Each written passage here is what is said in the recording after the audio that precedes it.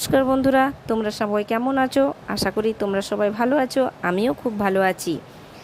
তোমরা সবাই দেখতেই পাচ্ছ, আজকে বাঁকুড়া জেলার ফুলকুসমা গ্রামে ভাগবত পাঠ শ্রী শ্যামসুন্দর চক্রবর্তী মহারাজ পাঠ করে শোনাচ্ছেন।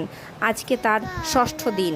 এই ষষ্ঠ দিনে মথুরা গমন, কংসবধ আর রুক্মিণীর বিবাহ উপলক্ষে আজকে এক মহাভোগের আয়োজন করা হয়েছে। তাই আজকে লুচি হচ্ছে। লুচি মহাভোগ সব ভক্তদের সেবা করানো হবে। 12 কুইন্টাল আটার লুচি হচ্ছে আজ এই সব ভক্তের জন্য।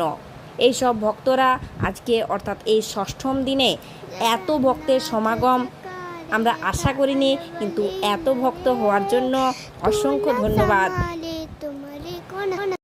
এখনো সপ্তম দিন গিয়েছে, আর এই দেখো তোমরা দেখতে থাকো, নন্দলাল আসছে, তোমরা দেখো।